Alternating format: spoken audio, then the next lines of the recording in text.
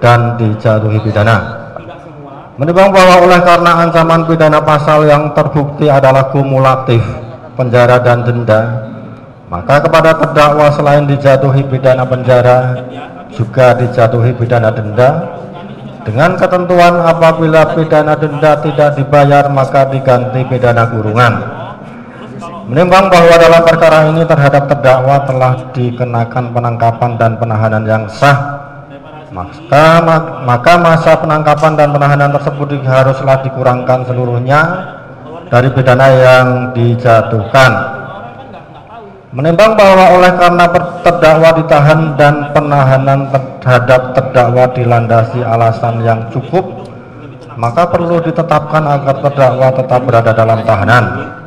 Menimbang bahwa terhadap barang bukti yang diajukan di persidangan untuk selanjutnya dipertimbangkan sebagai berikut: 1 buah sistem elektronik akun WhatsApp dengan nomor 081288779794 sampai dengan nomor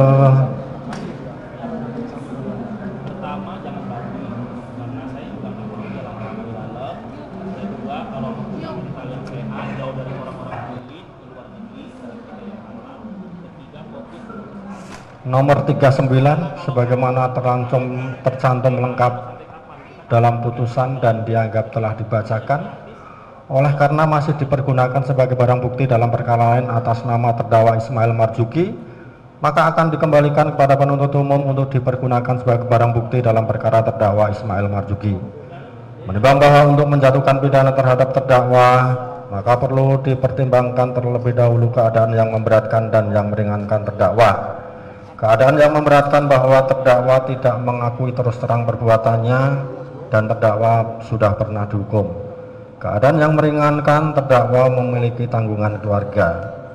Menimbang bahwa oleh karena terdakwa dijatuhi pidana maka haruslah dibebani untuk membayar biaya perkara. Mengingat pasal 4510 huruf A junto pasal 27B ayat 2 Undang-Undang RI nomor 11 tahun 2008 tentang informasi dan transaksi elektronik sebagaimana telah dirubah terakhir dengan Undang-Undang Republik Indonesia nomor 1 tahun 2024 tentang perubahan kedua atas Undang-Undang RI nomor 11 tahun 2008 tentang informasi transaksi elektronik junto pasal 551 ke 1 Kitab Undang-Undang Hukum Pidana dan Undang-Undang nomor 8 tahun 81 tentang hukum acara pidana serta peraturan perundangan lain yang bersangkutan mengadili: 1. Menyatakan terdakwa Nikita Miryani tersebut di atas tidak terbukti secara sah dan meyakinkan bersalah melakukan tindak pidana turut serta melakukan perbuatan menempatkan, mentransfer, mengalihkan, membelanjakan, membayarkan, menghibahkan, menitipkan, membawa ke luar negeri, mengubah bentuk, menukarkan dengan mata uang atau surat berharga atau perbuatan lain atas harta kekayaan yang diketahuinya atau patut diduganya merupakan hasil tindak pidana sebagaimana dimaksud dalam pasal 2 ayat 1 dengan tujuan menyembunyikan atau menyamarkan asal usul harta kekayaan sebagaimana dakwaan kumulatif kedua penuntut umum. 2. Membebaskan terdakwa dari dakwaan kumulatif kedua penuntut umum.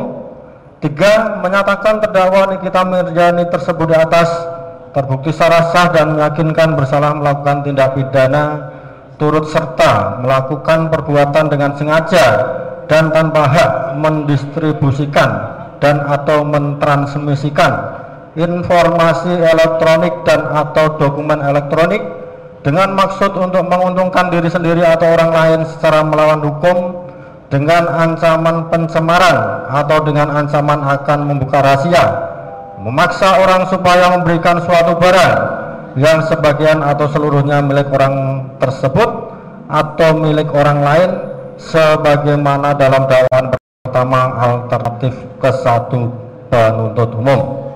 4. Menjatuhkan pidana kepada terdakwa oleh karena itu dengan pidana penjara selama 4 tahun dan pidana denda sejumlah 1 miliar rupiah dengan ketentuan apabila pidana denda tersebut tidak dibayar diganti dengan pidana kurungan selama 3 bulan.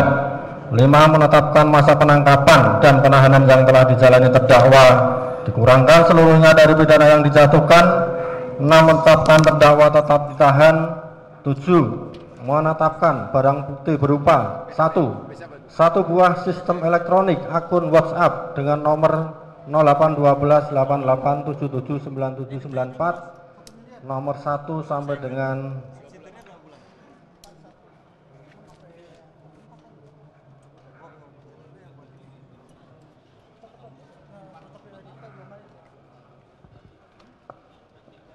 nomor 1 sampai dengan nomor 39 sebagaimana telah tercantum lengkap dalam putusan, dikembalikan kepada penuntut umum untuk dipergunakan sebagai barang bukti dalam perkara terdakwa Ismail Marzuki.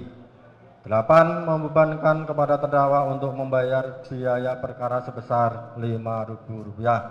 Demikian diputuskan dalam sidang permusyawaratan Majelis Hakim Pengadilan Negeri Jakarta Selatan pada hari Jumat tanggal 24 Oktober 2025 oleh kami Khairul Sholeh SH sebagai Hakim Ketua, Radityo Baskoro SH MKN dan Sulistyo Muhammad Dwi Putro SMH masing-masing sebagai hakim anggota, dan diucapkan dalam sidang yang terbuka untuk umum pada hari Selasa tanggal 28 Oktober 2025 oleh Hakim Ketua dengan didampingi para hakim anggota tersebut, dibantu oleh Syarifuddin SH Panitera Pengganti pada Pengadilan Negeri Jakarta Selatan, serta dihadiri oleh Erdona Sihombing SH dan kawan-kawan penuntut umum dan terdakwa didampingi oleh penasihat hukumnya.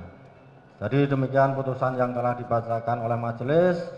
Terhadap putusan tersebut baik terdakwa maupun penuntut umum punya hak sebagaimana telah disampaikan pada awal persidangan tadi, dan terhadap putusan ini nanti bisa langsung dilihat di SPP pada hari ini juga akan kita upload. Jadi dengan telah dibacakannya putusan tersebut, maka untuk persidangan perkara terdakwa Nikita Merjani dengan nomor 362 Bitsus 2025 PN Jakarta Selatan sudah selesai dan sidang dinyatakan ditutup.